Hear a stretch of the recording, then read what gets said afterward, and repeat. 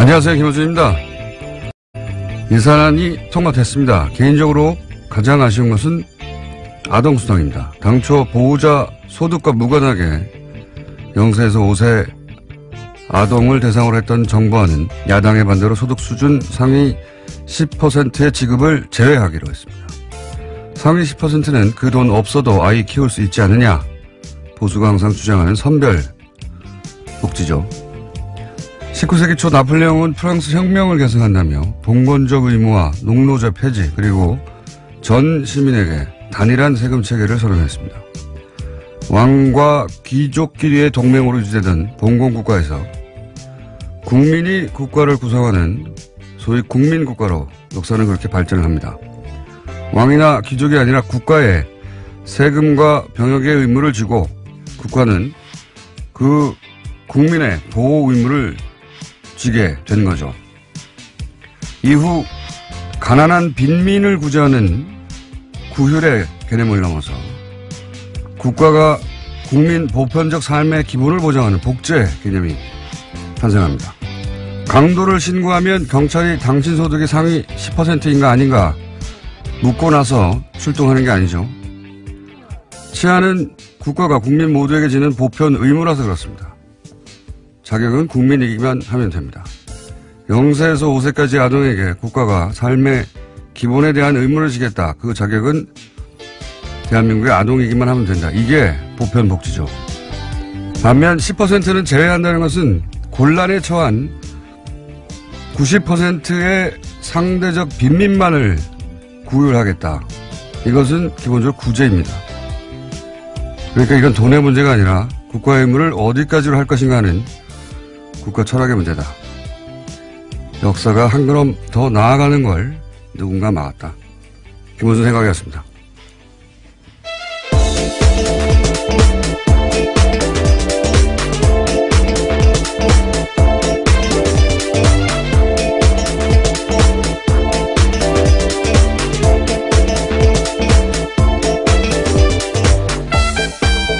우선의 김은지입니다. 네. 자, 예산은 워낙 복잡해가지고, 예. 사람들의 구체적 내용을 잘 모릅니다. 잘 모르는데, 이번 예산에는 몇 가지, 예. 시민들이 관심을 가질 내용이 있긴 있어요. 확실히. 그죠? 네. 오늘 새벽 본회의 통과했는데요. 법정 시한을 넘겨서 나흘째였습니다. 자유한국당 의원들은 대부분 투표에 참여하지 않았는데요. 내년도 예산안은 428조 8,339억 원 규모로 확정됐습니다. 올해 대비해서 7.1%가 늘어난 수치인데요. 내년 예산안에서 가장 큰 비율을 차지하는 것은 보건, 복지, 고용 부분입니다. 그 다음으로는 일반 지방행정, 교육, 국방 순인데요. 공무원 중원 규모는 9,475명으로 확정됐습니다.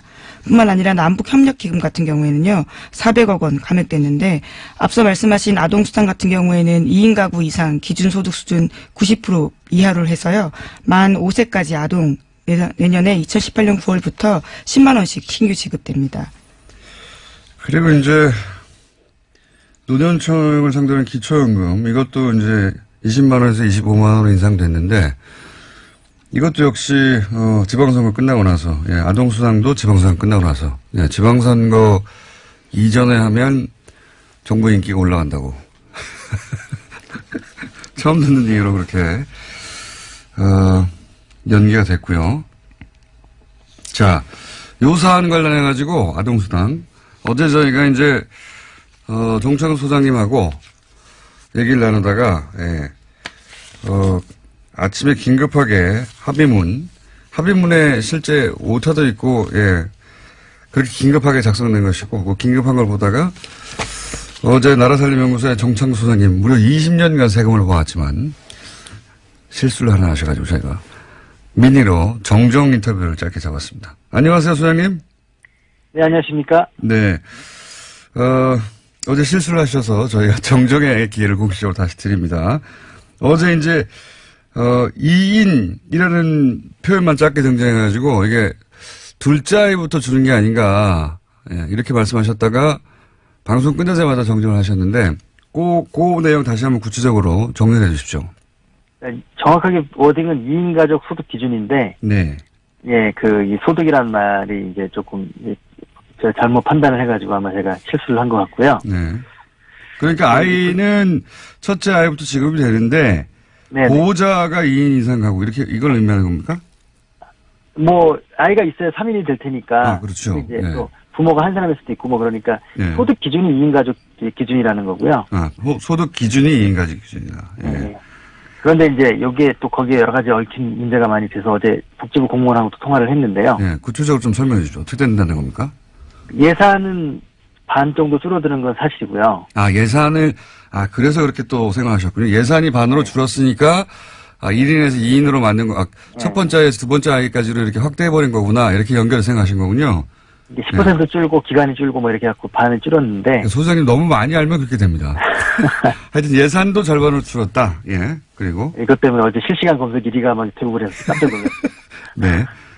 네, 아무튼 그런데 여기에 지금 우리가 좀 간과하지 말아야 될 문제가 뭐가 있냐면. 예. 거기에 이렇게 바쁘게 쓰다 보니까 소득 기준이라고만 표시를 한 거예요. 소득 기준. 예. 그래서 재산 기준이란 말이 안 들어가서. 예. 이 복지부에서도 이걸 재산 기준을 어떻게 넣어야 되는 거냐 지금 막 그 약간 멘붕 상태에 지금. 어떤 차이가 있는 겁니까? 왜냐면 그 소득 근로소 월급 받는 분들. 네네. 그런 분들은 소득이 좀 클리어하잖아요. 예. 근데 그게 별로 없고 재산 부동산 뭐 이런 분들 투명하지 않은 계신 분들이 예를 들어서 경우에 뭐 100억대 건물주다. 네. 이럴 경우에 이제 그 소득이 정확하게 안 잡힐 수도 있다. 임대료도 막 등록이 안 돼 있고 막 그렇게. 아하. 그러니까 실제 봉급 생활자들은 그 급여가 높다고 빠지는데 예, 훨씬 더 실제로는 많이 버는 건물주들은 받을 수도 있다. 이런 얘기겠네요. 네, 그래서 이후에 이게 이제 좀 다시 바뀌어야 될 것 같고요. 예. 또 하나는 뭐냐면 이게 이제 봉급 소득자들 안에서도 예. 맞벌이 부부들이 있잖아요. 예. 맞벌이 부부 합산이니까 예. 가구소득 기준이니까. 그러면 부부가 합산되면 예를 들면 지금 3인 가족 기준으로 했을 때 뭐 723만 원, 뭐 부모와 아이를 둘이면 800만 원 뭐 이렇게 되는데 예. 700만 원이라고 치면 예. 부부가 합쳐서 700만 원을 벌면 또 20%에 드릴 수 있는 거죠. 그리고 또 제가 이제 이걸 보다가 아직 언론에서 그 대목을 지적하지 않던데 네. 이렇게 되면은 어쨌든 10%를 걸러내야 되는 거 아닙니까? 그렇죠. 예. 90%만 주기로 했으니까 이게 이제 0세부터 5세까지 영유아동 전체면 누구든 다 지급되는 건데 이걸 이제 90%만 주기로 했으니까 그러면 내가 그 90%에 들어간다고 하는 걸 입증하기 위해서 서류를 내야 되는 거 아닙니까? 그렇습니다. 그거 문제도 있고요. 예. 그러니까 이 시민들의 불편도 있고 공무원을 늘려야 되는 문제가 있습니다. 또. 그렇죠. 예. 왜냐하면 예. 국세청에서 우리나라 국세청이 세계에서 1위거든요. 1인당 그 세금을 걷는 액수가 전산화돼가지고. 예. 그런데 그 탈세라든가 아니면 민원을 처리하는 분들이 예. 겨우 뭐 1%도 안 되는 돈 때문에 그 전체 조직의 20%가 움직이거든요. 그렇겠군요. 그런 것처럼 마찬가지로 여기서도 누가 10%냐. 그렇죠. 예. 90% 이걸 가려내는 행정 들어가고요. 복지부 쪽 얘기는 최소한 기초지자체마다 2-3명 이상은 공무원을 새로 뽑아야 되는 거 아니냐. 뭐 추가로. 예. 예. 그렇습니다. 왜냐면은 저절로 90% 이하라는 걸 스스로 알 수가 없기 때문에. 네. 그러면은 이제 내가 90% 이하라는 걸 입증하기 위해서, 그러니까 10%를 걸러내자고, 네. 나머지 90%가 서류 준비를 해서 내야 되고, 공무원들은 전 국민 중에 이제 해당되는 90%를 지원하기 위해서 서류, 분리를 해야 되는 거 아닙니까, 분류를. 굉장한 낭비인데요, 사실. 예. 대상자가 253만 명인데요. 예.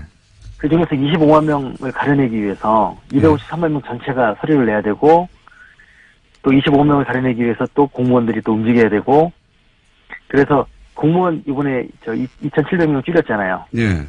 한 1,000명은 이것 때문에 들어갈 가능성이 있습니다. 그러니까 자본장부 얘기하면서 이걸 줄였는데 실제로는 이것 때문에 더 큰 정보가 필요하게 생겼어요. 앞뒤가 안 맞는 그래서 막상 하면 더 숫자가 늘어날 수 있다는 게 전문가들 얘기입니다. 알겠습니다. 이거를 10%를 깎느라고 이게 선별복지라고 하는 이제, 보수의, 예. 네, 구호를 위해서. 예. 참고로 말씀드리면 OECD 35개 국가 중에서 그 31나라가 이 아동수당을 이미 했고요. 예. 그 중에 20개 국가가 전체에게 지급하고 있습니다.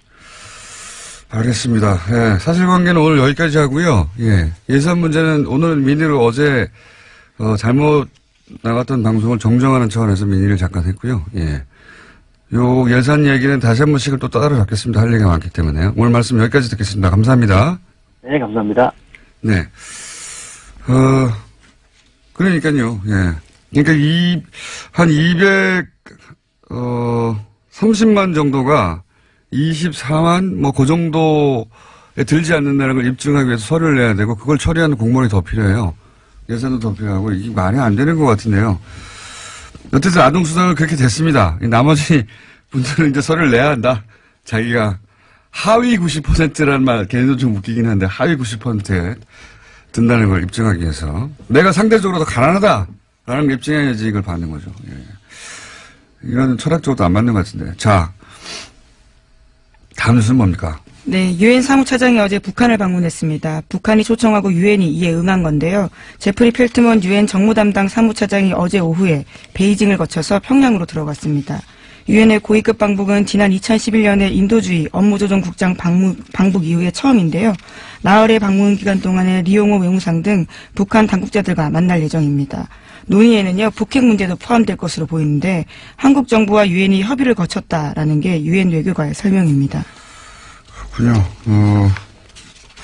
어떤 의미일까요? 북한이 유엔 고위급 방문을 허용한 게 오랜만인데 아마도 이제 대화 채널로 여러 가지 방안을 검토하고 그중 하나로 유엔대 모색하고 있는 게 아닌가. 뭐 북한은 자기가 원하는 대로 원하는 사람들만 입국을 허용하니까요. 근데 갑자기 유엔을 사무처장을 입국을 허용했다는 것은 의도가 있겠죠. 그게 대화 채널 중에 하나가 아닐까. 네, 지난 8월 달에 북핵 관련해서 대화 중지하겠다라고 유엔 사무총장이 밝힌 바가 있거든요. 예. 그에 앞선 사전 방문이 아니냐라는 예측도 나오고 있습니다. 그렇군요. 예. 유엔 얘기하고 외교 얘기하니까 갑자기 생각난 건데 어제 포린 폴리시라고 대표적인 외교 전문지죠. 예. 제가 이 얘기 갑자기 왜 하냐면 이 잡지를 들춰본 게 10년도 넘은 것 같은데 여기 우리나라가 좋은 의미로 기사가 실린 건 처음 봐가지고 제가 잠깐 소개하면 포린 폴리시에서 원래 매년 세계 사상가 100인을 선정해요. 사상가, 그렇죠. 뭐, 띵커. 네. 예. 근데 올해는 리띵커. 새롭게 생각하는 사람 50인을 선정해서 새로운 사상가. 왜 그렇게 리띵커를 선정했냐면, 이제 2016년은, 포퓰리즘의 전 세계를 휩쓴 해다. 영국의 브렉시트도 있었고, 그 다음에 트럼프도 당선됐고, 자국 대통령인데 그렇게 표현했어요. 뭐, 예를 들면, 필리핀의 두테르트. 이런 사람들이 당선되고 이런 브렉시트 같은 현상, 포퓰리즘이 전 세계를 휩쓸었는데, 그럼 올해는 어떤 해냐? 정의하기를 그런 새로운 질서에 대해서 다시 생각하고, 리팅크하고, 새롭게 등장한 현실에 맞설 새로운 길을 찾는 해, 이렇게 정의했어요. 예. 그래서 전 세계적으로 이런 새로운 시대에 새로운 철학을 제시한 각 분야 리더, 50일 선정, 뭐 이런 거거든요. 나름 권위 있는 겁니다. 여기에 등장하면. 네. 근데 거기서 문재인 대통령이 선정됐는데, 전 세계 대통령 중엔 딱 2사람 되고, 나머지는, 뭐, 변호사나, 뭐, 코미디언이나 기업가 각 분야 리더들인데, 대통령 중에는 프랑스 마크롱하고 문재인 대통령이 선정됐어요. 근데 여기서 재밌는 것이, 첫 문장이 재밌습니다. 선정 이후로, 문재인 대통령이 5월 당선됐을 때보다 더 어려운 상황에 처하는 신임 대통령은 없다. 뭐 이러면서. 굉장히 어려운 상황에서 신임 대통령이 있다는 거죠. 중국, 사드, 뭐 북핵 미사일 등등 쫙 나열해요. 그러면서 그걸 잘 극복해서 지지율이 아주 높다.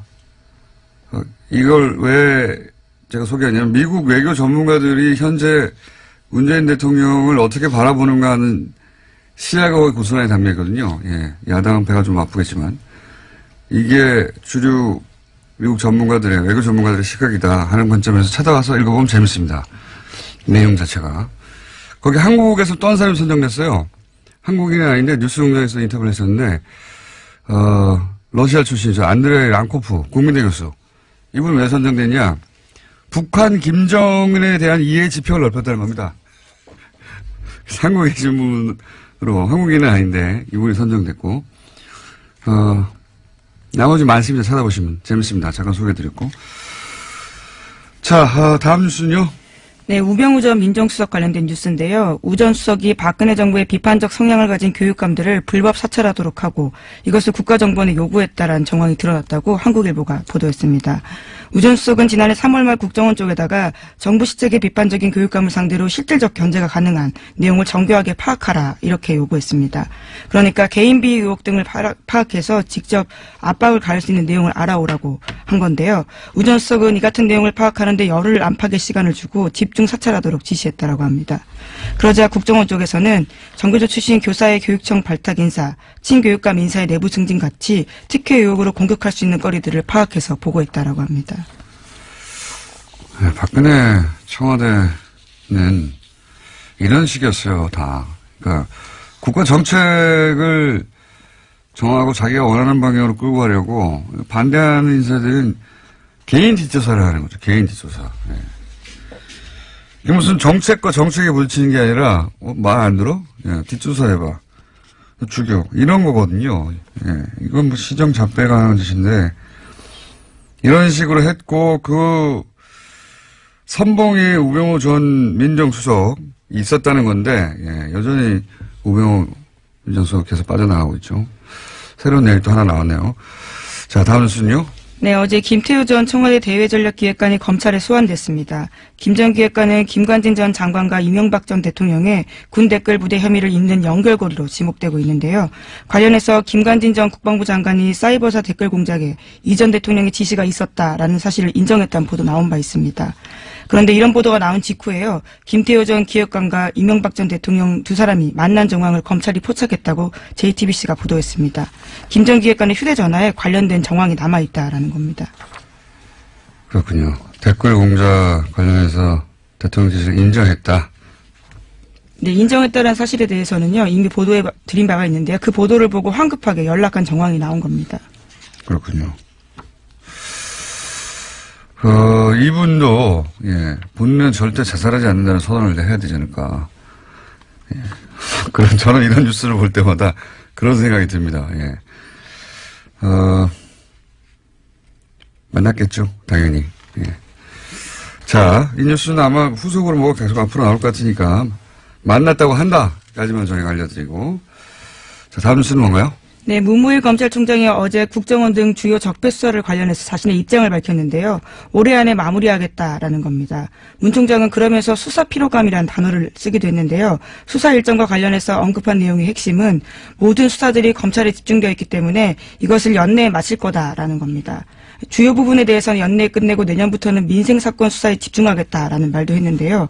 이명박 전 대통령 등에 대한 수사의 확대와 진정 가능성을 차단한 듯한 발언이라서요. 비판을 사고 있습니다. 아니, 이거는 말이 안 되죠. 누구 맘대로. 이게 시대 과제거든요. 검찰총장 혼자서 이제 안에 그럴 수 있는 사안이 아니에요. 그리고 MB는 시작도 안 했는데 무슨 끝냅니까? 지금 3주 남았는데요. 3주 동안 그러면은 기소도 다 하고 다 하라는 말인가요? 이게 말이 안 되는 이야기인데 검찰총장이 갑자기 게다가 이 피로감이라는 단어는요. 보수정당 보수매체가 몇 달 전부터 계속해서 주장해왔던 프레임이거든요.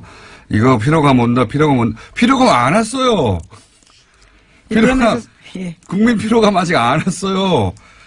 피로감 오기는커녕 아니 MB는 아직도 시작도 안 했는데 뭘 끝냅니까? 이건 문무일 총장의 개인적인 발언인지 지금 실제 이제 서울중앙지검과는 교감이 없었던 것 같다고 보도하고 있잖아요. 네, 그렇죠. 오늘 아침 한겨레 신문이 그렇게 보도하고 있는데요.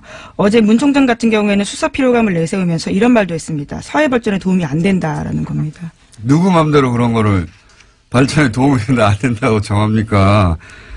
예, 심지어 서울중앙지검 수사팀 관계자 말에 따르면요. 제일 먼저 사건이 왔던 댓글 사건 같은 경우에도 추가 확인 작업을 진행하고 있다라는 건데요. 아직까지 계속하고 있다라는 겁니다. 아니 지금 김태호 전 대외전략기획관은 이제 처음으로 소환됐는데요. 무슨 끝냅니까 이제. 이건 말이 안 되는 이야기고요. 이런 얘기를 했다면 저희가 또 관련 인터뷰를 또 잡아봐야 되겠네요. 예. 이건 말이 안 된다고 봅니다. 이게 모르겠어요. 예를 들어 서울중앙지검에 지금 이 사건을 수사하고 있는 검사들이 육체적 필요를 호소하고 있다. 필요할 수 있죠. 육체적으로. 너무 곤란해서. 그럼 사우나 건을 끊어주세요. 갑자기 무슨 사회적 피로감을 얘기합니까? 국민들한테 여론조사 했나요? 네, 심지어 수사팀 내부에서도요. 문 총장도 특별수사가 전공인데 시일 정해두고 수사할 수 없다는 거 너무 잘 알고 있는데 이런 말을 왜 하냐라는 이야기가 나오고 있다고 합니다. 뭐 보수정당이나 이쪽에서 예를 들어서 문무일 총장에게 이거 너무한 거 아니야? 사회적 피로감이 이런 이야기를 했을 수도 있고 거기에 립 서비스를 했는지는 모르겠어요. 그렇다면 뭐 이해가 가는데 뭐 그것도 이해가 갈 건 아니죠. 왜 립 서비스를 합니까? 정말로 이렇게 생각하는 거라면 이건 저희가 여론조사도 하고 필요하십니까? 하는 여론조사도 하고 그것도 발표하고 그리고 이게 왜 여기서 뭐 조천 안 되는지 계속 인터뷰도 하고 전 총장들도 인터뷰하고 해야 될 것 같습니다. 자, 시간이 거의 다 됐네요. 예, 제목만 체크하고 넘어가죠. 네, 박근혜 정부 블랙리스트와 관련해서 항소심이 진행 중인데요. 어제 이와 관련해서 의미 있는 진술이 나왔습니다. 30년 가까이 예술 지원 업무를 담당한 실무자가 법정에 나와서 한 말인데요. 전두환 노태우 시절에도 이런 적은 없었다라는 겁니다. 그 시절도 뭐 말도 안 되는 시절이긴 했는데 그때하고 비교하는 건 그렇게 말도 안 되는 시절에도 적어도 이런 식으로 블랙리스트를 작성해서 이 사람은 빼. 네, 껌껌이 이렇게 한 적은 없다라는 겁니다. 그렇다는 얘기죠. 예. 박근혜 정부는 보면요. 그러니까 이 군사정권 시절에는 최소한의 이 단어밖에 들어맞지가 않겠네요. 최소한의 가오라는 게 있었거든요. 그 군사정권 시절에. 그렇게까지는 내가 대통령이 안 한다. 근데 박근혜 정부 시절에는 그게 없어요. 세월호 사고 났는데 시술을 한다든가 사람에 대한 연민이나 애정, 예의 기본적으로 그게 없는 것 같습니다. 문제는. 예. 자, 그 외에도 소개할 기사가 있는데 오늘 시간을 너무 많이 잡아서 미니 때문에 오늘 여기까지 하고 나머지 못한 건 내일 하죠. 예. 네, 그러시죠. 피로감이 아니고 필요감을 느낍니다. 필요감. 매우. 필요하다라는 의미시죠. 여기까지. 네. 시사인의 김은지였습니다. 감사합니다. 만나면 즐거웠던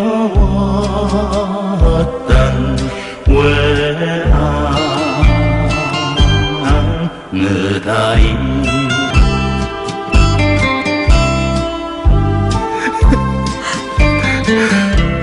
자유한국당 원내대표 경선 일주일 남았습니다. 현재 구도가 친홍, 친박 그리고 중립 이렇게 3파전이라고 하는데요. 오늘은 중립지대 후보가 당선되어야 한다고 주장하시는 나경원 의원을 스튜디오에 직접 모셨습니다. 안녕하세요. 네, 안녕하세요. 이 음악 외나무 다리. 우리 예. 지난번 예전 서울시장 선거 때 예. 원수는 외나무 다리에서 만나는데 예. 아시는 분은 아시겠지만 의원님과 제가 오랜 구원이 좀 있습니다. 예. 원수 외나무 다리. 다른 이야기 하기 전에 그동안 제가 미웠다 안 미웠다? 단답형으로? 아니 당연히 미웠죠. 네, 미웠다. 예. 네.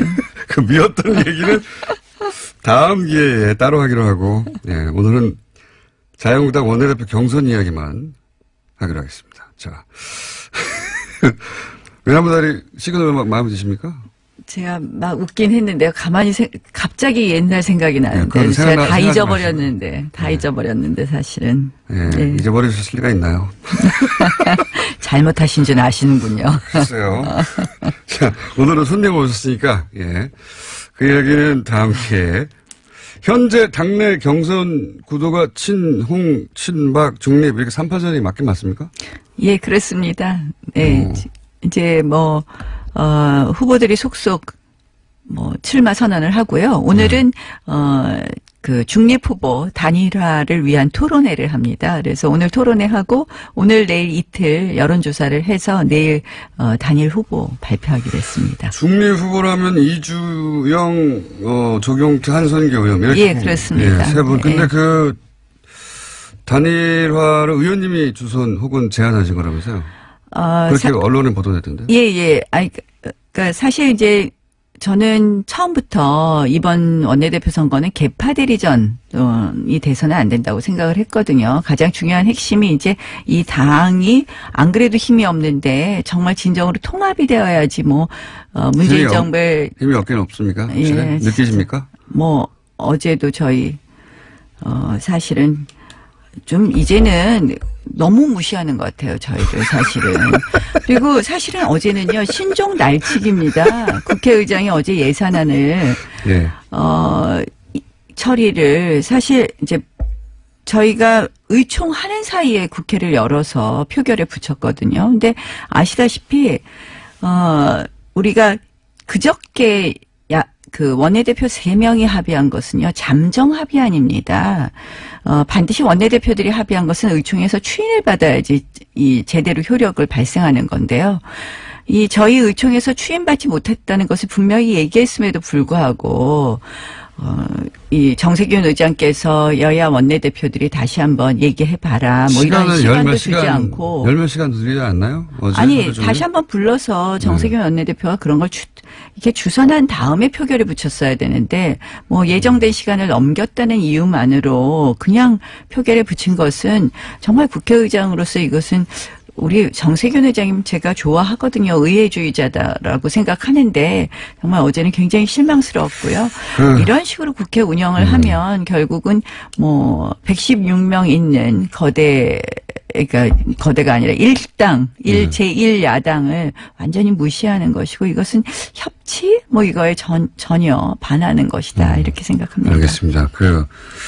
화가 나신 것 같고 협치는 거꾸로 이제 자유한국당도 안 하고 있는 걸로 좀. 예. 찬성해 주는 건 하나도 없잖아요, 또. 찬성해 드리는 것도 있죠. 어떤 게 있습니까? 아니 저희가 찬성 안 하면 법안 통과됩니까? 그러니까 찬성을 특별히 해 주는 건 없는 걸로 알고 있는데 제가. 예. 번번이 저희의 의견을 전혀 안 들어주는 또 여당도 문제이겠죠. 그래서 사실은 저는 이제 의회는 가장 중요한 게 합의인데 너무 이 국민의당과 이번에도 결국 야합했다고 우리가 다 평가하는 거 아닙니까? 그래서 다 평가는 아닌 것 같고요. 국민의당이요. SOC 예산 챙겨갔죠. 그리고 이 카톡 문자도 확인되지 않았습니까? 그래서 이런 거 보면은 사실은 이제 국민의당만 어떻게 이렇게 돌려서 과반만 넘자 이렇게 가니까 사실은 일야당의 이야기는 무시되는 것이 너무 많은 것 같습니다. 그래서 이렇게 돼서는 과연 의회가 의회로서 작동할 수 있겠느냐 이런 걱정입니다. 알겠습니다. 거기에 또 제가 할 말도 있긴 한데 오늘은 사실 그 얘기 때문에 오신 게 아니어서 그 얘기 듣기만 하고요. 예. 친홍 후보는 그러면 다시 아까 이야기로 돌아가서 김성태 의원이 맞는 거죠? 그렇죠. 그렇게. 홍준표 대표께서 이제 노골적으로 이렇게 말씀하셨으니까요. 친박은 홍문종, 유정 의원 이렇게 되는 거죠? 네, 그렇죠. 친박 의원도 단일화 한다는 얘기가 있죠? 두 분도 단일화 노력을 한다고 이야기를 들었습니다. 본인은 왜 안 나가셨어요? 나온다는 얘기가 한참 있다가. 예, 아니 중립 후보들이 너무 많은 거예요, 사실은. 본인이 단일 후보가 되면 되잖아요, 거기서. 거기서 저까지 하겠다고 나서서는 단일화가 되지 않겠더라고요, 사실. 그래서 제가 빠져야지 단일화가 좀 더 쉬울 것 같아서 제가 좀 세 보이잖아요. 그러니까 본인으로 단일화 될 텐데 하고 다른 사람들이 그 단일화 제안을 받지 않을 것 같아서 본인을 희생하신 거예요? 예. 아니 저는 사실은 그런 생각이 있었습니다. 너무 복잡한 부분을 빨리 교통정리해야 되겠다는 생각을 했고요. 실질적으로 단일 후보 지금 룰도 우리가 결국 자유한국당을 지지하는 국민들께 물어보는 여론조사 형태를 취하기로 했거든요. 예. 원래는 책임당원을 하려고 했는데 일반 여론조사로 바꿨어요? 예. 왜냐하면 책임당원 명부를 당에서 줄 수 없다 해서 일반 여론조사로 바꿨는데요. 이제 그런 예가 없답니다. 당 내에서도 무시당하고 있는 것 같은데요. 중요 부분들이. 그래서 저희가 야당의 길을 제대로 걸으려고 중립 후보가 당선되어야 되겠다고 생각합니다. 지금 판세는 어때요? 그러니까 친홍 그리고 친박 그리고 중립 친홍도 친박도 아니다고 하는 중립 이 전체적 표심의 향배는 어떻습니까? 사실 이제 중립이라는 것이 어떻게 보면 이리저리 나중에 센 쪽으로 붙기 때문에 남기 어렵다 이런 걱정들 하시는 분들도 있는데요. 실질적으로 이제 저희가 계파 갈등 때문에 사실 이 지경이 되지 않았습니까? 저희가 작년 총선 때부터 시작된 거라고 생각을 하는데요. 그래서 계파 갈등이 굉장히 염증을 내는 의원들이 많이 있습니다. 그래서 저는 중립이 확대될 것이라고 생각을 하고 그런 흐름이 있다 이렇게 말씀드릴 수 있습니다. 확대될 거라는 건 아직 그러면 1위는 친홍보인 김성태 의원이 가장 유력한 상황입니까? 판세는? 그러니까 지금 제일 불량 유권자가 국회의원이라는 거 아시죠? 예. 어떤 의미에서? 그러니까 저 원내대표 선거를 하고 나면 모든 후보들이 다 본인 다 찍는다고 그러니까요. 이렇게 얘기하는 거 아닙니까? 각 후보자들이 나와서 계산한 표를 계산하면 국회의원 총수를 넘어가요. 항상. 예. 국회의원 총수 곱하기 후보자 수. 예, 그렇게 되는데요. 그래서 친박 후보 와 이 친홍 후보는 지금 아주 핵심 계파로 묶여 있는 몇 명 이게 숫자가 나오지 않습니까? 그럼 100으로 나눴으면 친홍은 몇 쯤 됩니까? 현재 저는 한 35에서 40은 친홍으로 그러니까 친홍으로 묶을 수 있다고 봅니다. 예. 그리고 친박은? 친박도 30표 내외 정도를 지금까지 남아 있는. 그럼 둘이 합치면 70인데요. 예. 그럼 중립이 30밖에 안 되는 거 아닙니까? 그렇게 계산하면. 116표입니다, 저희가. 그렇죠. 네. 근데 이제 저희가. 숫자로, 퍼센티지가 아니라 숫자로. 그런데 저희가, 과반을 넘어야 되거든요. 그래서 1차 투표에서 과반을 넘지 못하면 2차 투표로 가게 되어 있습니다. 그래서. 2차 투표를 노리시는 거군요, 지금. 결국은, 1차 투표에 1위를 못하더라도 2차 투표에서, 1위가 되면 당선이 될 수 있거든요. 예를 들어서 김성태 의원이 1차 투표에서 과반을 넘기지 못한 1위를 하고 그리고 2, 3위를 친박과 중립 후보가 했어요. 그러면 친박과 중립 후보가 단일화를 합니까 또? 단일화를 하는 것이 필요가 없죠. 아니라 2위가 돼. 예, 그렇죠. 그러니까 예를 들어서 중립에 있으면 어느 쪽이 1등을 하든 저희가 2등만 해도 떨어진 쪽이 저희를 찍게 되어 있는 거죠. 그렇게 보시는 거군요. 네. 예. 거꾸로 예를 들어 친박이 2위를 했어요. 그러면 중립은 친박을 밉니까? 친홍을 밉니까? 그랬을 때는 중립은 나눠진다고 봅니다. 각각 개인 사정상 나눌 것이다. 그럼 어떻게 될지 모르고. 그러면 2위가 못 결국은 끄네요. 홍준표 사당화가 더 문제냐, 친박의 부활이 더 문제냐에 대해서 어느 쪽이 더 고민을 한다고 생각을 합니다. 저는 사실은 이 친박의 부활도 굉장히 문제인데, 사실 서청원, 최경환 의원에 대해서 어제 홍준표 당대표께서도 소멸되는 과정이다 이런 표현을 쓰셨거든요. 그래서 그런 면에서는 지금의 권력인 홍준표 대표의 사당화 이 부분에 대해 더 큰 문제 아닌가 이렇게 친박은 생각합니다. 어차피 소멸되고 하는 과정인데 친홍이 더 문제다. 그런데 네. 홍준표 대표가 왜 이렇게 문제죠? 왜 절대 안 된다고 생각하십니까? 굉장히 장점도 있으시지만 사실은 외연 확대에 있어서 상당히 문제가 있다고 생각을 합니다. 홍준표 대표의 문제입니까? 아니면 김성태 후보 개인 자질의 문제입니까? 저는 홍준표 대표의 문제를 말씀드립니다. 김성태 후보의 개인 자질은 문제가 없나요? 그 부분은 각자 의원들마다 성향이 다를 거라고 생각을 합니다. 의원님 보시기에는요? 저희가 이제 원내대표가 어제 보면 저희가 전략과 전술에서 다 실패했다. 치밀함에서 부족했다. 이런, 지적들을 많이 하고 있습니다. 예산안 처리 과정에서. 결국은 원내대표가 샤우팅만 해도 안 되고 그렇다고 새님처럼 앉아서 계산만 해도 안 된다고 생각을 하거든요. 두 캐릭터를, 그러니까 정말 치밀함과 또 돌파력과 이러한 것을 다 가져야 된다고 생각을 하는데요. 사실 이제 나온다고 하시는 분들 어느 한 분, 둘 다 가진 사람이 없다. 문제가 되는 사람이 없다고도 볼 수 있고 모두들 또 미흡하다고 볼 수 있는 부분도 김성태 의원은 있다고 어느 쪽이 부족합니까? 생각합니다. 뭐 김성태 의원하고 친하다고 자꾸 물어보시면 아니, 저희가 제가 이제 자주 나오니까. 김성태 의원에 대해서 뭐라고 얘기하면 다른 후보들이 또 화를 낼 수도 있고. 좋은 점 빼고 예. 나쁜 점만 얘기해 보세요, 그러면. 아니 그러면 이제 나쁜 것만 기사되잖아요. 김성태 의원은 좋잖습니까?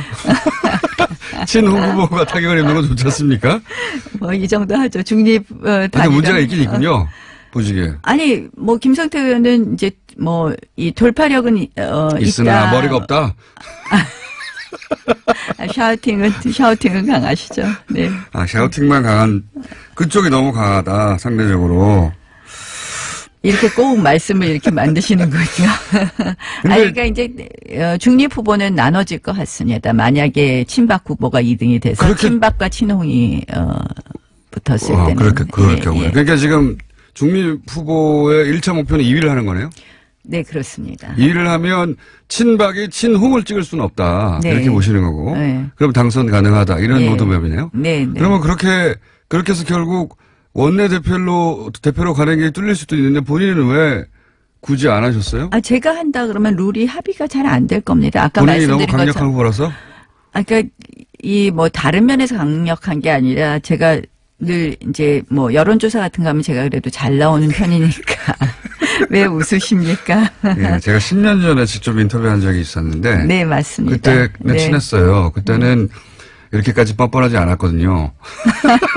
근데 의원실 있을 때 인터뷰할 땐 잘해주시던데 인터뷰 내용은 뭐 별로 그때도 우호적이지 않으시던데 뭐 그 정도는 기사로 나온 거는 우호적인 게였습니다. 그 정도. 알겠습니다. 그 이유를 생각해 보세요. 서울시장 선거 때. 자, 그 얘기 나중에 하고요. 홍준표 대표의 사당화가 문제다. 이런 주장도 하셨는데, 뭐, 네, 사당화가. 그렇습니다. 그러니까 홍준표 대표가요. 뭐가 사당화죠? 사당화라는 것, 대표라는 거는 당원 당규에 따라서 당원이 위임한 권한을 행사하는 거 아닙니까? 네. 그러니까 모든 권한을 행사하는데 당원 당규에 따라서 해야 된다고 생각을 합니다. 근데 어제만 해도, 어제 관음클럽 토론회에서 이런 말씀을 하셨어요.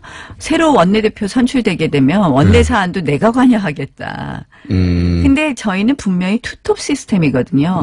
대표는 당을 대표하는, 그래서 당무를 총괄하는 업무를 하는 거고, 원내 사안에 대해서는 원내대표가 최고의 권한과 책임을 가지고 있거든요. 그런데 뭐든지 본인이 다 하시겠다 그러세요. 원내대표도 자신이 오달 내리겠다. 말하자면. 그다음 그동안 모든 발언이 그렇잖아요. 광역단체장도 네, 누구는 된다, 누구는 안 된다. 뭐 이 사람은 공천 안 줄 거다. 뭐 부산시장에 대해서 서병수 부산시장에 대해서 그렇게 안 된다고 얘기했죠. 얘기했고. 근데 사실은 광역단체장도요. 저희가 분명히 광역단체장은 대통령 선거 후보를 선출하는 것과 똑같은 방법으로 경선을 하는 것이 원칙입니다. 다만 취약 지역에 한해서 우리가 전략 공천을 할 수 있는 건데요. 이것도 당원 단계에 있는 것에 막 반하는 이야기를 툭툭 하세요. 서병수 부산시장을 취약한 지자체장으로 파악하신 거 아닐까요? 아니, 취약 지역이라는 것은 저희 당이 취약한 지역. 그래서 아하, 이제 후보가 아니라? 호남이라든지 이런 경우에만 전략 공천을 할 수 있고 원칙이 경선하게 되어 있습니다. 대통령 후보 경선하고 똑같이 정말 왕왕 그런 예가 너무 많이 있거든요. 그래서 제가 지자체장들에 대해서 그냥 개인 의견을 밝힌 거라고 볼 수도 있지 않습니까? 뒤에서 작업하는 것보다 낫지 않나요? 아니, 안 된다. 네. 안 된다 하고 말씀을 하시는 것은 맞지 않는 거죠. 본인이 생각하기에는. 아니, 본인이 생각하는 것이 아니라 그냥 안 줄 수 있어. 안 주겠어. 공천 안 준다? 안 준다. 이런 아니, 식으로 공천권을 가지고. 본인이 가지고 있는 것처럼 이야기하시는 거. 그다음에 그 외에도 굉장히 많은 당원 당규를 지키지 않는 사례가 너무 많이 있습니다. 또 하나만 얘기해 주세요, 그러면. 하나 더 얘기할까요? 사실은 이거는 이제 박근혜 대통령 출당 문제인데요. 저는 사실은 출당을 하는 절차가 맞다고 생각을 합니다. 그런데 그 절차가 틀린 겁니다. 예를 들어서. 사실은 당원 당규에 따르면 반드시 최고의 의결을 거쳐야 됩니다. 그런데 최고의 의결로 확정되는 것입니다. 그런데 이것도 최고의 의결이 필요 없다고 본인이 막 주장을 하셨거든요. 유불리에 따라서 본인이 당원 당규에 정해진 걸 그냥 건너뛰거나 한다. 예. 그래서 저는 우리가 이렇게 실패한 것, 또 우리가 지금 사실은 국민의 지지로부터 멀어진 것은 사실 박근혜 전 대통령의 어떤 국정농단의 핵심이 법치주의에 위배됐다는 거 아닙니까? 그래서 그런 면에서 저는 이렇게 당원 당규를 무시하는 대표의 이런 월권적 행위가 결국 사당화를 초래한다고 생각을 하고요.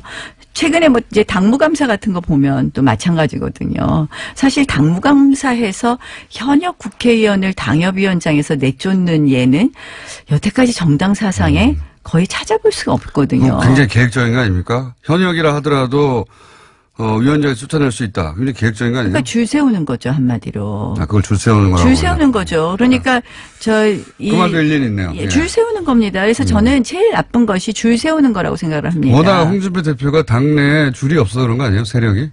대표인데도 불구하고. 아니, 이미 이제 줄을 많이 세우고 계십니다. 많이 섰어요? 많이 세우고 계십니다. 네. 그래서 30년 그러니까 정도 이걸 섰습니까? 정말 이렇게 네. 세우시면 안 되죠, 줄을. 저는 아니 그리고 뭐 공천도 네. 이제 뭐 정말 마음대로 하겠다는 발언을 툭툭 하시니까 저 걱정되는 분들은 말씀을 못 하시는 거죠. 당내 이런 잘못된 사안에 대해서. 근데 지금 말씀하셨다시피 이제 야당이 무시당하고 있으면 그렇게 강력한 리더십 필요하지 않나요? 아니 강력한 리더십 당연히 필요합니다. 그래서 제가 네. 홍 대표의 또 긍정적 측면을 당연히 동의하는데요.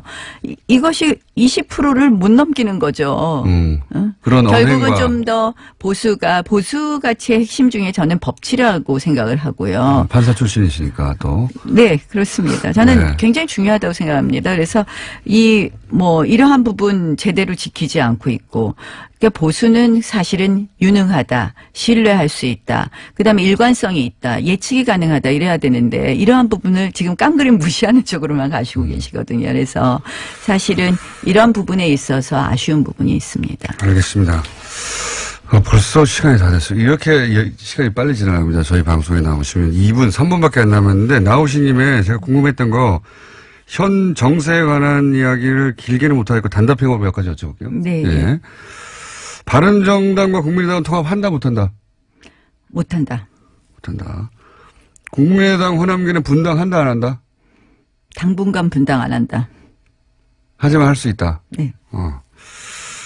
유승민 대표, 안철수 대표는 차기 대선 후보로 살아남는다 못 남는다? 못 남는다. 두 사람 다? 네, 못 남는다고 생각합니다. 못 남았으면 좋겠다? 아니, 못 남는다고 생각합니다. 못 남는다. 유승민과 안철수 한 사람만 선택하라면 유승민이다 안철수다? 어떤 면에서 한 사람을? 그러니까 뭐 예를 들어서 살아남는 사람 아니면 뭐 살아남고 그 이후에 예를 들어서 연대할 수 있고 뭐 연대할 수 있는 사람은 유승민 대표죠. 살아남는 사람은요?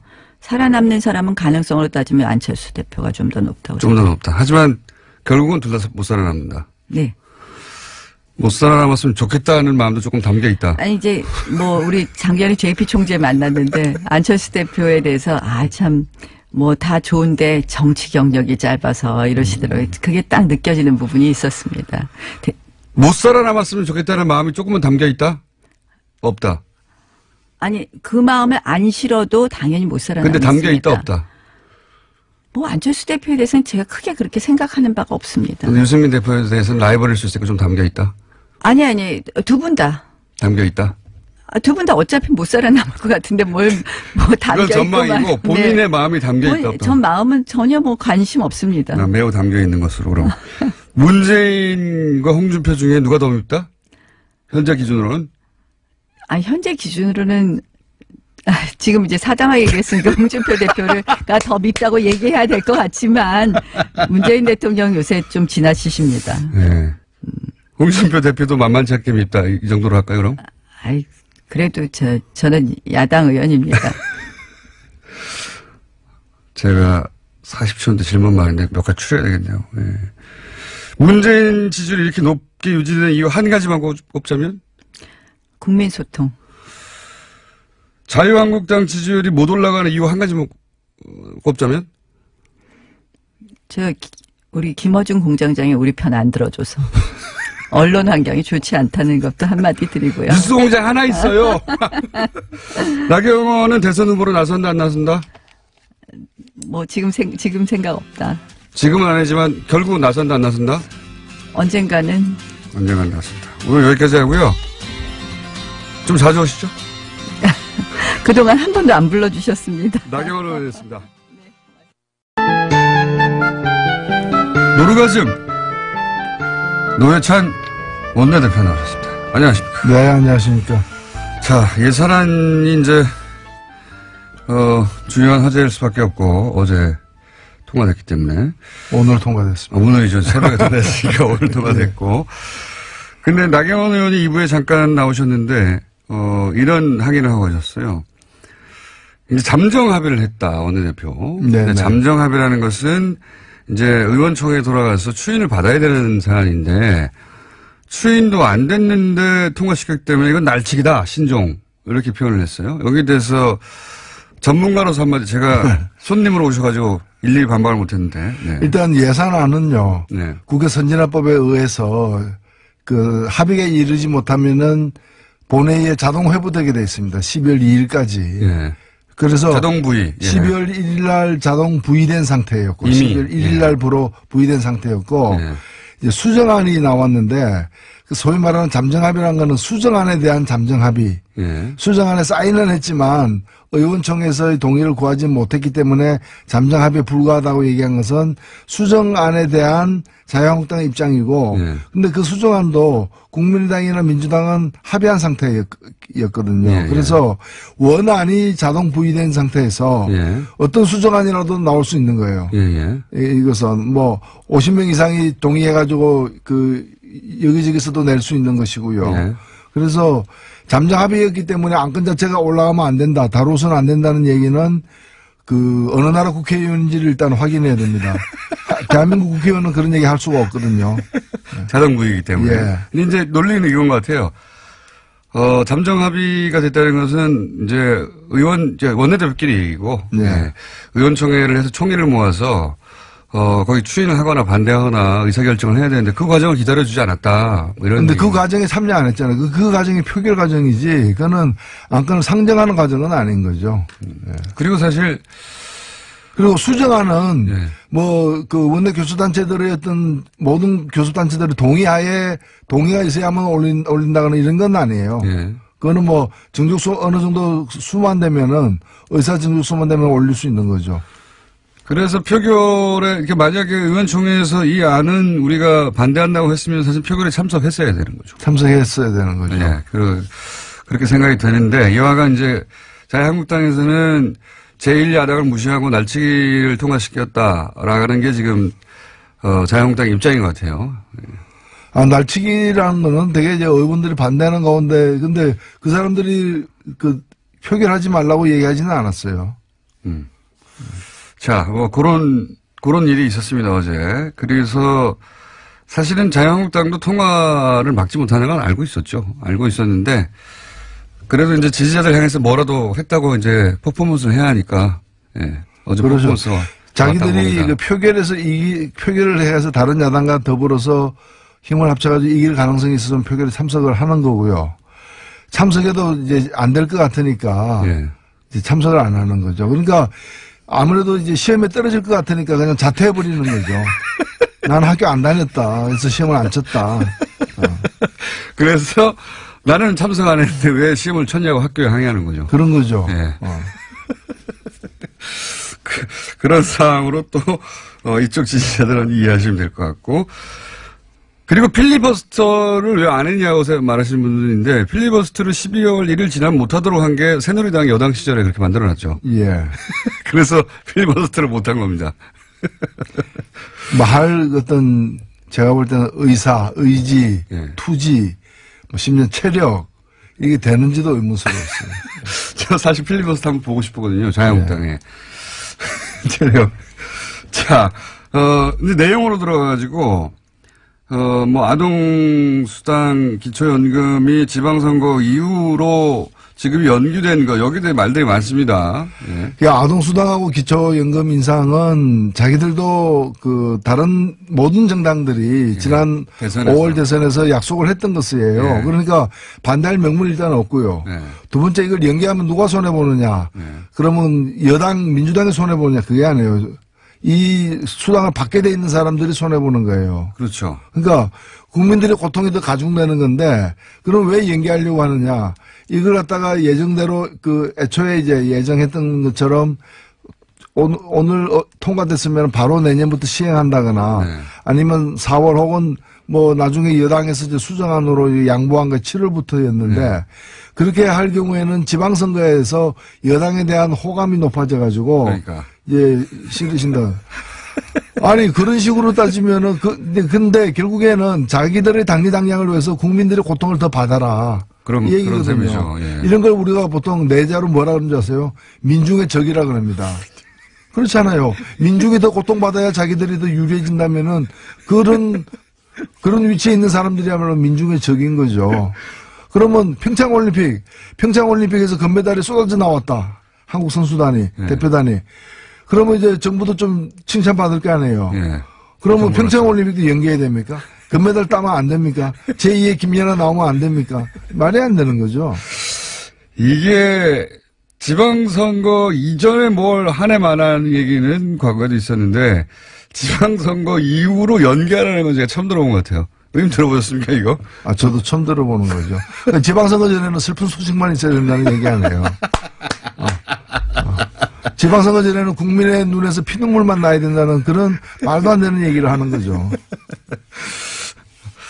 그리고 아동수당이 이제 90% 이하만 지급되게 하는 것도 결국 이제 야당의 주장에,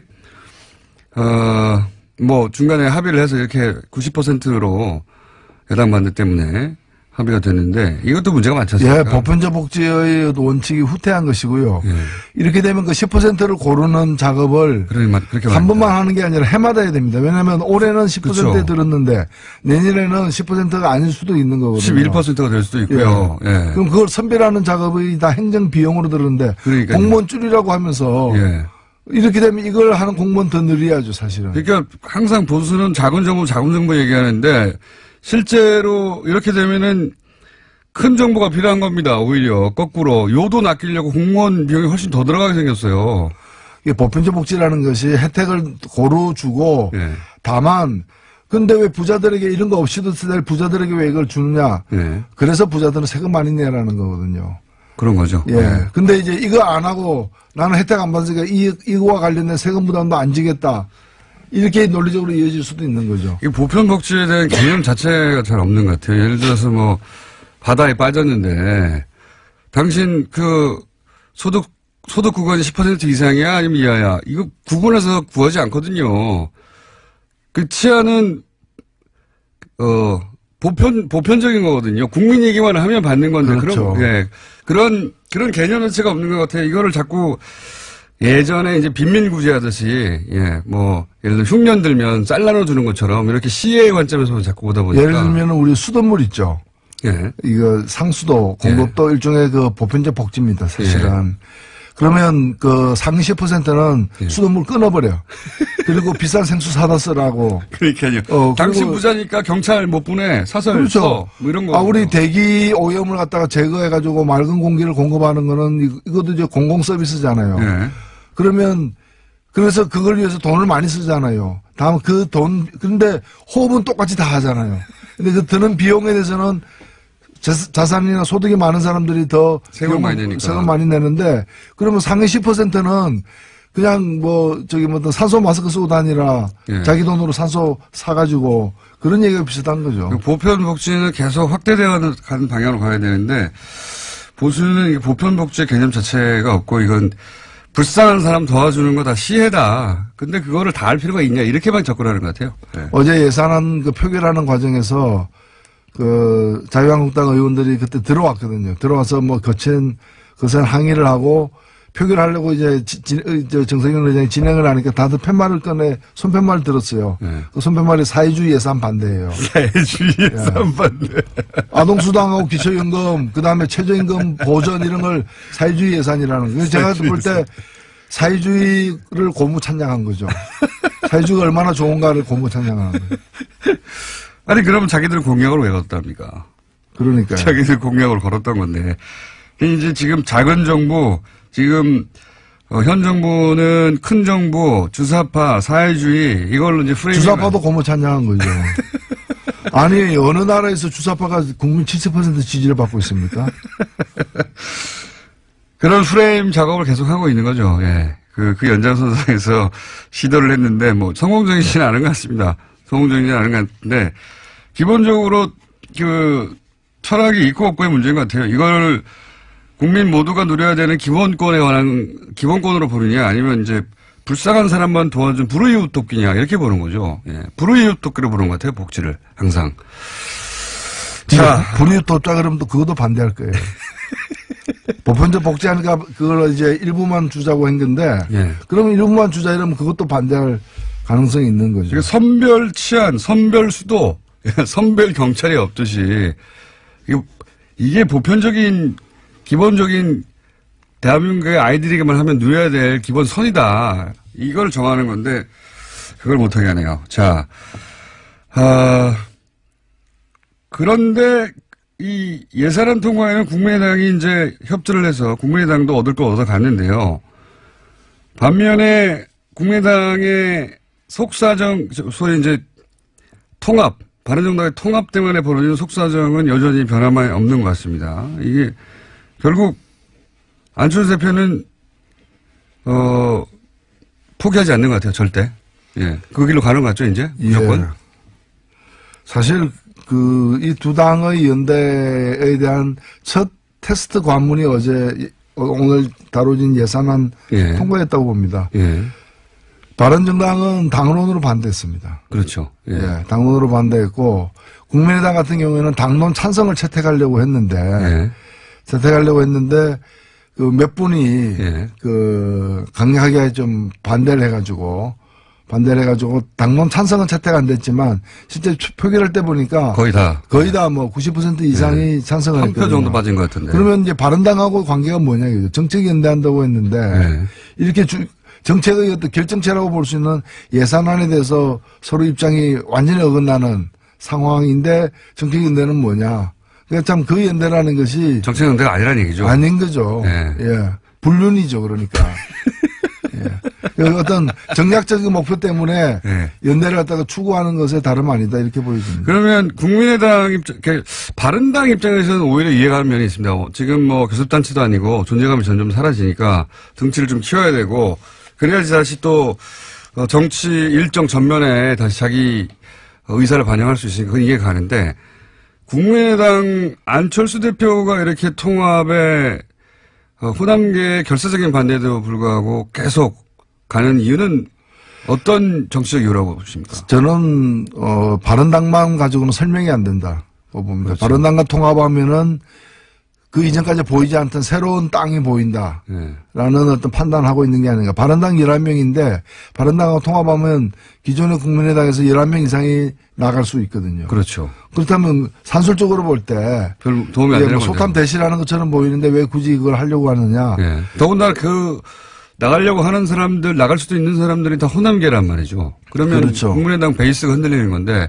그래도 상관없다는 거군요, 지금. 결국에는 자유한국당에 대한 어떤 관심, 자유한국당을 블루오션으로 보고 있는 거다. 네, 바른당을 블루오션으로 보는 게 아니라. 그 중간에 징검다리를 보는 것이다. 예, 그런 거죠. 그러니까 이제 그렇다면 이제 지방선거 이후에 판세에서 자유한국당이 그대로 갈 수 있겠느냐 이렇게 예상하는 거죠. 그러면서 이제 이삭줍기를 할 수도 있고 혹은 뭐 재편될 때 본인들이 그 중원을 장악하고 있으면 된다 뭐 이런 계산인 것 같아요. 예, 이제 자유한국당이 다음 대선에 큰 가망성이 없다고 보고 다만 그것이 넓은 땅이니까 이제 그 땅을 좀 뭐에 대한 어떤 그 애착, 관심, 뭐 포부 이런 것들이 있는 거죠. 그런 것 같습니다. 네, 실제. 근데 그게 과연 신대륙이 될지. 예. 사실은 신대륙이 아니죠. 구대륙이죠. 예, 가서 동화될지, 먹힐지 이런 건 가봐야 하는 거죠. 그래서 유승민 대표도 자신있게, 몸집이 작은데도 불구하고 통합을 얘기하는 것 같아요. 그 이유를 생각하다 보니까, 만약에 호남계 의원들이 다수인 당에 들어가서 자기가 힘을 발휘할 수 없지 않습니까? 근데 이제 그 이후에 말씀하셨듯이 호남계가 뭐 나갈 수도 있고, 그 이후에 이제 자유한국당이 흔들릴 수도 있고, 그러면 자기가 이제 보수의 적자로 나가는데 안철수보다는 유리하다. 이런 계산인 거죠. 그렇죠. 예. 유승민 대표는 그 계산인 것 같고, 안철수 대표는 이제 탈호남 하고 나서 탈색을 좀 하고, 영남도 끌어안고 그러면서 이제 우리는 영호남을 합한 합리적인 보수, 중도 보수의 적자는 나 아니겠냐. 사람들이 나를 봐줄 것이다. 이렇게 계산이 각자 다른 것 같아요. 그래서 정책연대는 페인트 모션인 것 같고 그 그림을 양쪽 다 그리는 것 같죠. 예. 그래서 계속 가는 것 같고요. 자, 요거 어떻게 보십니까? 문무일 검찰총장이 갑자기 올해 안에 이 주요 사건들 끝내겠다고 피로감 때문에 이 발언을 갑자기 했어요. 아니 근데 주요 사건이라는 게 검찰이 만드는 사건이 아니라 예. 그 수사 대상들이 저지른 어떤 범죄 행위가 드러난 건데 예.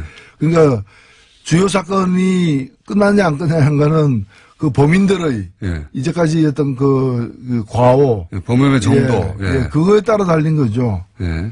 그래서 그리고 이걸 갖다가 뭐 시간을 정해놓고 예. 언제까지 한다 안 한다 내년부터는 안 한다 뭐 이렇게 얘기하는 거죠. 말이 안 되는 말이 안 되는 거죠. 예. 뭐. 예. 이게 식당 같은 데서는 내년 1월 1일부터는 설렁탕을 안 팔겠습니다.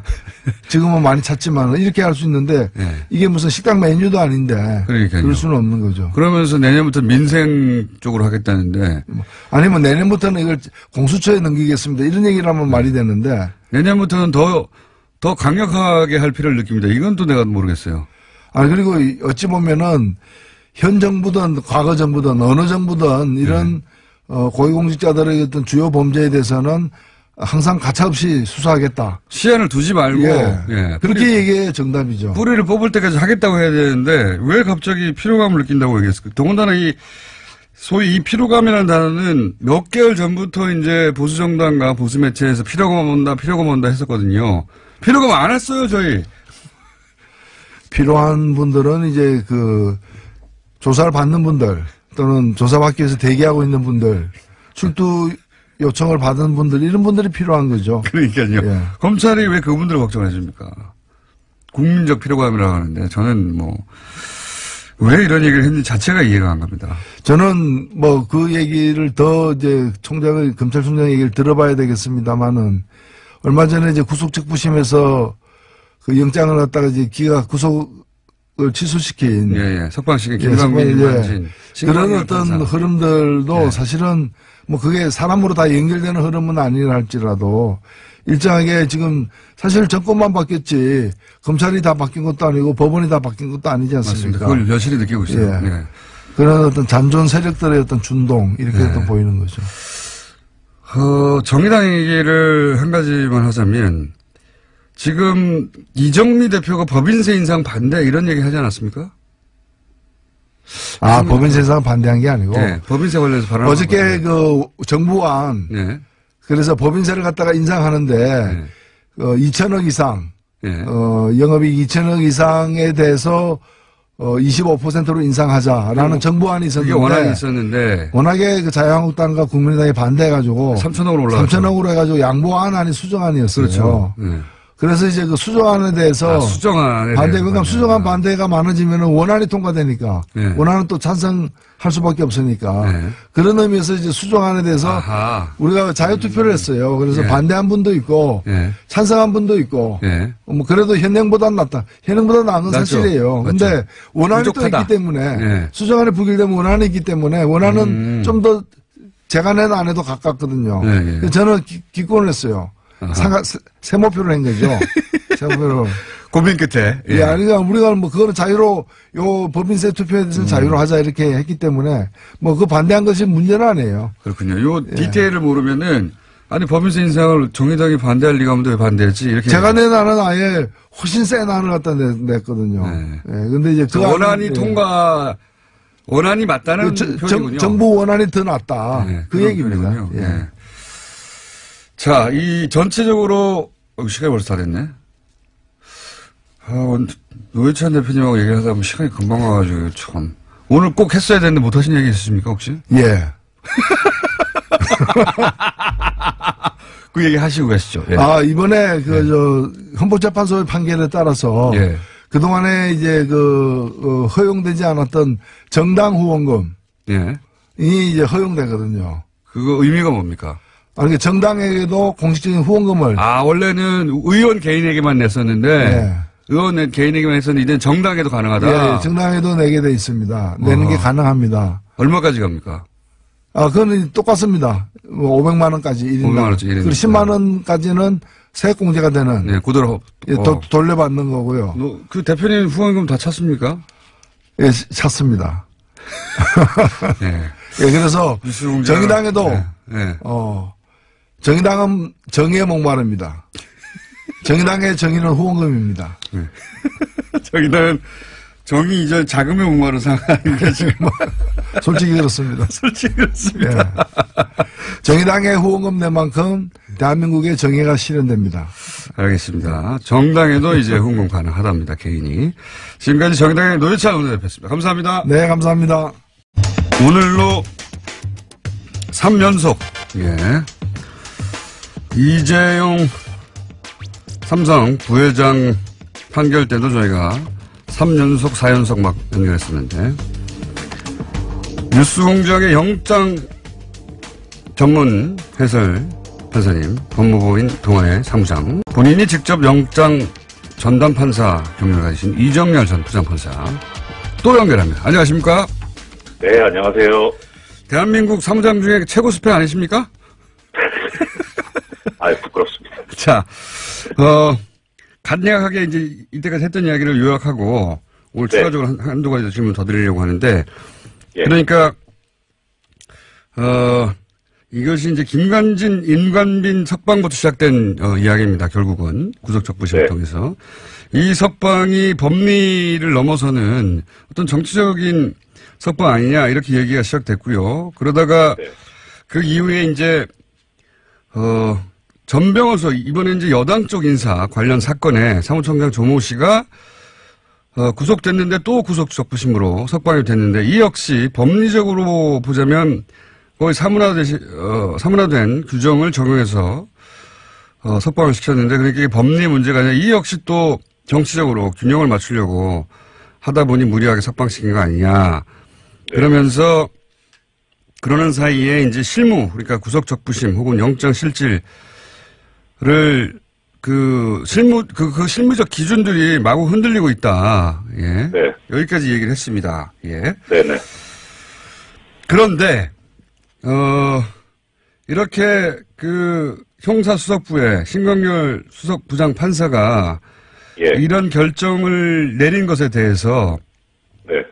법리가 아닌 문제인 것 같다라고 말씀하셨는데 거기에 그 시기적인 문제, 예. 네. 석방을 결정하는 시기로 볼 때도 이게 이상하다 이런 예. 이야기를 하신 적이 있는데 방송 중에는 안 하셨어요. 이 얘기를 좀 설명해 주십시오. 예, 그러니까 시기가 무슨 말씀이냐면은 지금 아시는 대로 이번에 그 구속적부심으로 계속 석방 결정을 하고 있는 데가 서울중앙지방법원 형사수석부거든요. 네. 예, 그런데 여기가 이제 구속적부심 사건을 전담을 합니다. 서울중앙지방법원에 들어오는. 예. 그리고 이제 재판장인 뭐 많이 알려졌죠. 신광열 수석부장 판사. 예. 예, 이분이 그 작년 2016년 2월 정기이사 때 부임을 했어요. 네. 그리고 지금 이제 고등법원 수석부장급인데 그러니까 네. 상당히 높죠. 다른 법원에 비해서. 근데 이분이 2012년에 고등법원 수석부장 판사가 됐거든요. 그래서 네. 대략 이제 인사 패턴으로 보면은 내년 2월 정기 인사 때 법원장으로 나갈 가능성이 아주 높은 그러니까 상당히 고참 판사인 거예요. 요건 이제 판사를 하셔야 알 수 있는 내막이군요. 그런데요. 예. 그런데 그러니까 지금 이제 그 시간을 역산해서 계산해 보면은 그 중앙지법 수석부장이 된 지 21개월 정도 됐고 앞으로 남은 긴 3개월 정도 된 거잖아요. 네.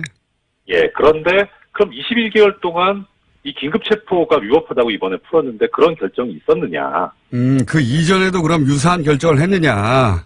예. 그거는 사실 언론 보도가 안 나와서 제가 정확하게는 잘 모르겠지만 났으면 상당히 크게 났을 것 같은데. 그렇죠. 이례적인 결정이니까 났겠죠. 크게 보도가. 그러니까요. 그래서 가능성을 따져보자면 21개월 동안은 긴급체포가 문제가 없다고 생각을 하다가 3개월 전에 비로소 이거 좀 문제구나라고 그렇게 반성을 했을 수도 있죠. 그렇죠. 그런 가능성을 제외하고는. 예. 그런데 그렇게 보기에는 이분이 너무 고참인 거예요. 예. 그러니까 그렇게 반성했다고 본다기보다는 차라리 뭐가 좀 있는 게 아닌가. 예. 예, 뭐 정확하게 뭐라고 딱 집어서 말씀드리기는 그렇습니다만. 그러니까요. 좀 이상하다고 생각하시는 이유 한 가지를 더 말씀하신 거죠, 지금. 예, 그렇죠. 네. 그래서 적부심 법리적으로 문제 있는 건 어제 말씀드렸고, 시기상으로도 이게 문제가 있어서 전체적으로 보면 정말 이상하다라는 겁니다. 구속 적부심 수사를 한 지가 벌써 뭐 2년 가까이 됐는데, 네. 그동안은 이 구속 적부심에 뭐 긴급 체포가 분명히 있었을 텐데, 그렇죠. 예, 그거에 대해서 전혀 문제 삼지 않다가 갑자기 긴급 체포 제도에 대해서 더군다나 말씀하시기로는 2004년에 대법원에 의해서 상당한 재량권을 2002년 죄송합니다. 2002년. 예. 자, 지난 시간에 2004년이라고 하셨어요, 제 기억엔. 2004년은 제가 그 판결한 거에 대해서 보수 언론들이 이렇게 말 바꾸기 했던 그 말씀. 그렇군요. 예. 네. 이미 뭐 15년 전에 대법원 판례로 긴급 체포에 관해서 수사기관에 상당한 재량권을 준다. 그 이후로는 이게 사실 사문화 그렇죠. 된 문구를 갑자기 15년 만에 들고 와서 더군다나 2년 동안은 그런 일이 없다가 갑자기 긴급 체포를 문제 삼아서 석방하는 게 이게 법리적으로는 이해가 안 가고 시기적으로도 이해가 안 간다. 예. 네, 그렇습니다. 그런 네. 말씀이시군요. 자, 오늘 시간 다 됐어요? 왜 이러세요, 정말. 아니, 이제 한 포인트씩 집어서 확실하게 이해하고 계속 이걸 문제 삼으려고. 저는 이거 굉장히 중대한 문제라고 생각하거든요. 개인적으로. 이제 언론에는 이 사안이 더 이상 등장하지 않는데 저는 굉장히 중요한 사안이라고 생각해서 계속 짚어가려고 하는 겁니다. 예. 맞습니다. 네. 자, 그래서 오늘 여기까지 또 하고요. 부회장님 시간 몇 초 다 남았어요? 뭐 한 30초 드릴게요. 30초요? 길다. 저기 어제 이제 문무일 총장 발언에 대해서 아까도 계속 짚어주셨는데 저는 이제 그 말씀을 자세하게 들을 기회가 있었으면 좋겠긴 하겠습니다만 하나만 말씀드리자면 언론 보도를 이 청취자님들께서 유심히 좀 봐주셨으면 좋겠어요. 사실 어제 좀 방점이 찍혀있던 거는 상당한 비판을 받고 있습니다만은 이 적폐 수사를 연말에 끝내겠다는 게 상당히 방점이 있었는데 그렇죠. 네, 일부 언론 중에서는 석방 기준이 이상하다라는 걸 타이틀로 뽑아가지고 중점적으로 보도하는 언론들이 있습니다. 보수 언론 중에요? 예. 근데 그게 뭐냐면 결국 지금 적폐 수사를 연말에 끝내냐 안 끝내냐 이게 상당히 쟁점이었는데 근데 지금 법원의 결정에 문제가 없다. 그리고 만약에 있더라도 이것은 법원과 검찰 사이의 갈등일 뿐이지 이게 어떤 다른 큰 그림에서 나온 게 아니다라고 하는 그런 의도에서 나오는 걸로 보여요. 그런 언론 보도가. 그걸 유심히 좀 봐주셨으면 한다는 말씀. 무슨 말씀인지 이해했습니다. 그러니까 문무일 검찰총장이 법원과 검찰 사이의 갈등일 뿐이다. 이 구속 적부심과 관련해가지고 나오는 것은 검찰과 법원이 서로 법리 해석이 달라서 그런 것이다. 라고 의미를 축소했네요. 그런 취지로 말씀하신 것 같지는 않은데 언론 중에서 그것을 부각시키는 언론이 있다는 말씀을 그렇게 부각시켰다.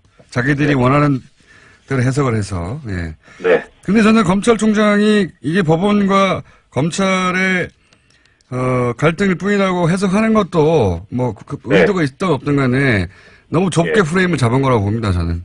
그렇죠. 맞습니다. 예. 그렇게 해석하면 안 되죠. 예. 세력과 세력, 그러니까 소위 이제 구체제가 이것에 저항하는 것, 이렇게 큰 그림에서 봐야 되는 건데, 검찰총장이 그런 그림까지 그려야 되는지는 모르겠으나, 굳이 말로 했으니까, 예. 네네, 그렇습니다. 네.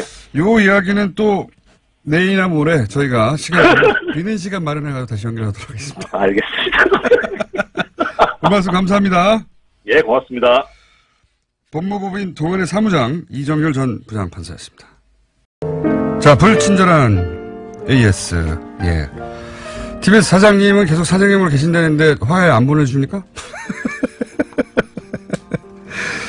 자, 뉴스공장에서 나경원 의원의 목소리를 듣다니 굉장히 문자가 많이 왔습니다. 예, 수백 개가 쏟아졌어요. 예, 한 번에 짧은 시간 내에.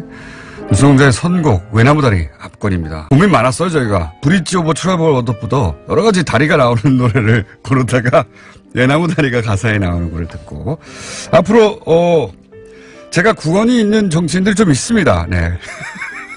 그분들이 나올 때마다 타이틀곡으로 외나무다리. 네. 구원이 있는 분들이 좀 있죠. 예.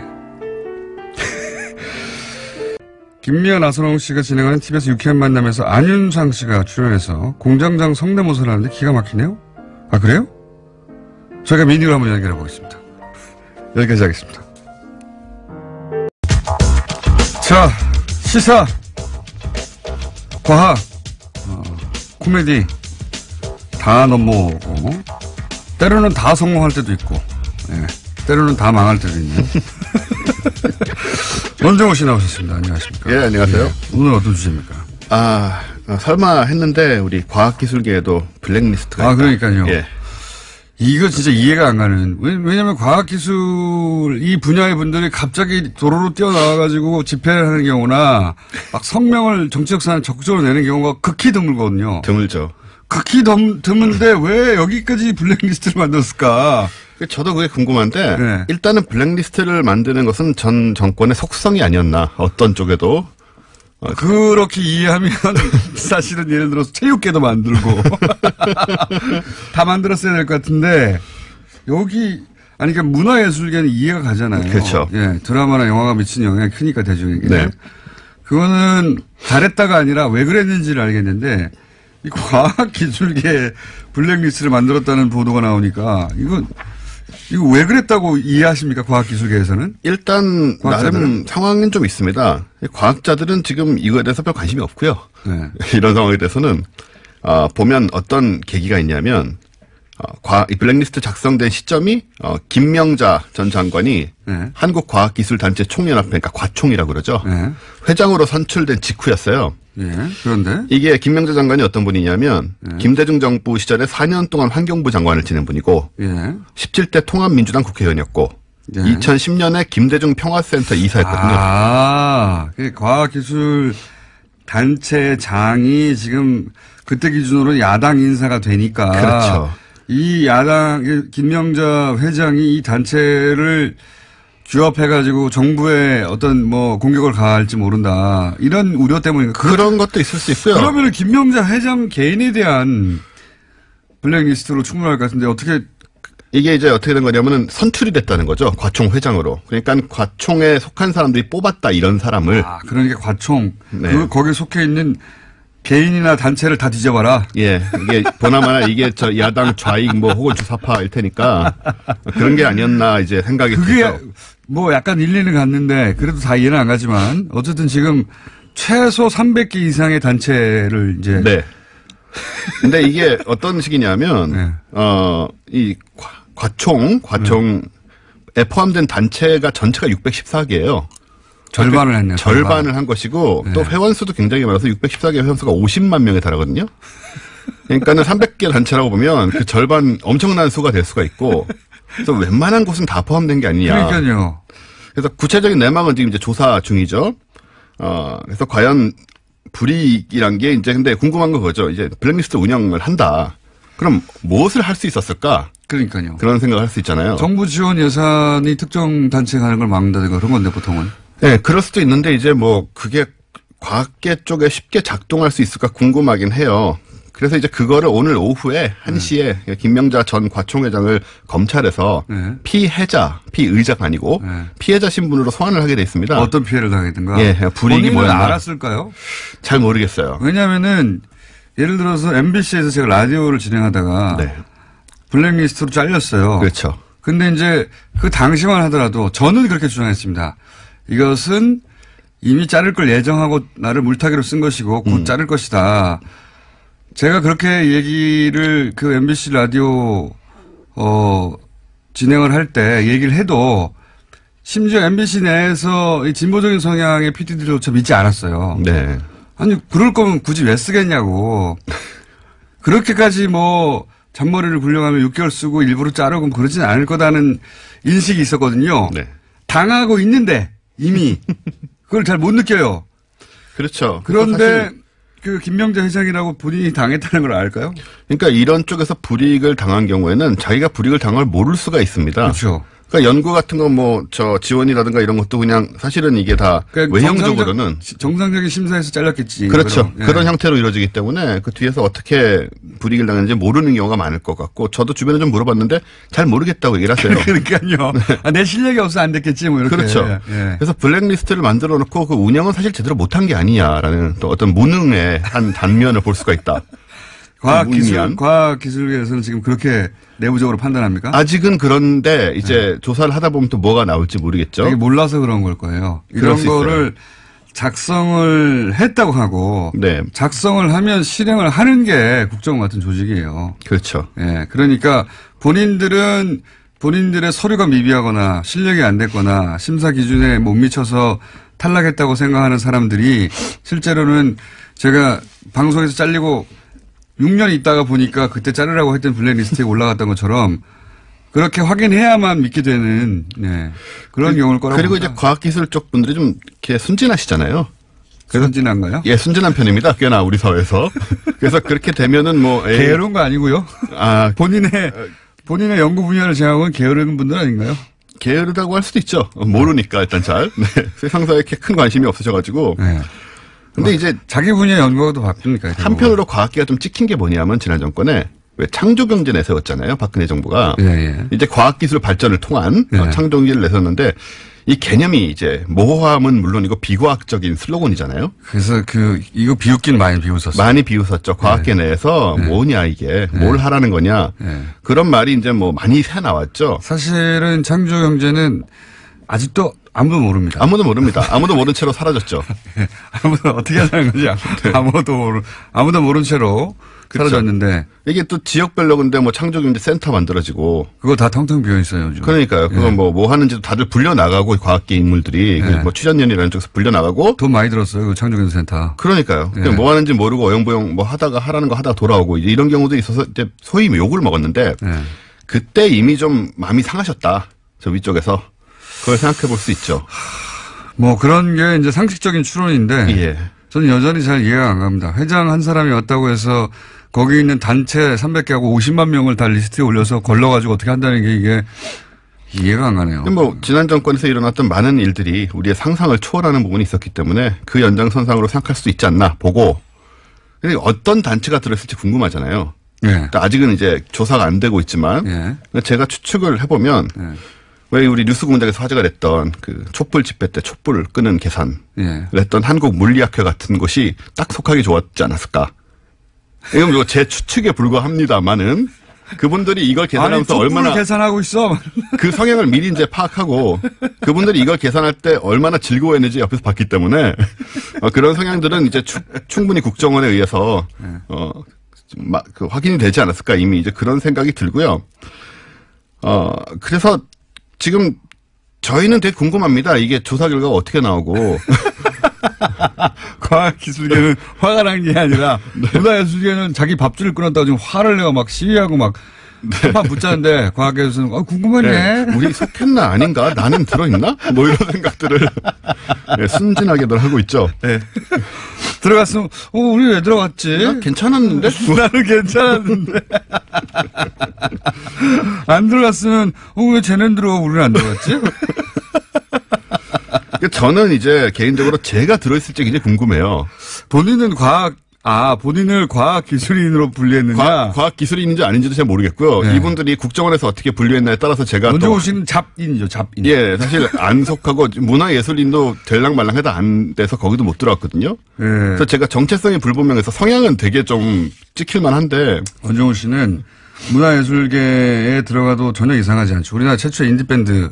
그리고, 기타로, 영국에 가서 학위를 따오신 분입니다. 그리고, 그리고 이제 방송작가도 하셨고, 방송작가로 유명한 다큐도 많이, 하셨고, 그 다음에 지금은 이제 과학 팟캐스트를 하고 출판도 해서 베스트셀러도 냈고, 그 중에 크게 성공한 건 없어요. 그게 문제인 것 같아요. 지금 하고 있는 이 과학 기술인들을 팟캐스트로 소개하고 과학을 대중에게 알리고 이게 제일 크게 성공한. 그렇습니다. 네. 지금 계속 이제 점점 더 성공하고 있고요. 그래서 아무튼 정체성이 불분명해서 여기도 제가 못 꼈을 것 같은데, 근데 흥미로운 점 뭐냐면요. 과학자들 중에 실제로 진보적인 사람들이 많다는 조사가 있었어요. 이건 미국에서 한 건데. 그렇군요. 2010년의 미국 조사에 따르면 미국의 과학자 중에 공화당 지지자는 단 6%에 불과하고 그렇게 굉장히 화제가 됐었습니다. 아니, 그건 제가 보는 이념의 문제라기보다는 과학적으로 논리적으로 추론하는데 훈련이 된 분들이 보수의 논리구조 좀 허술하거든요. 어디나. 바로 그렇습니다. 네, 그렇기 때문에 그런 거죠. 네, 네, 그러니까 이거 앞뒤가 말이 안 되잖아 이런 거죠. 네. 민주당 지지자가 55%니까 네. 굉장히 차이가 나는데 말씀하신 것처럼 이제 과학의 속성에 진보적인 면이 있기 때문에 그런 면이 있지 않나 생각을 합니다. 그러니까 이념이 아니라 논리의 문제라고 봅니다. 그 부분은. 자, 원종우 씨였습니다. 감사합니다. 감사합니다. 내일 뵙겠습니다. 안녕.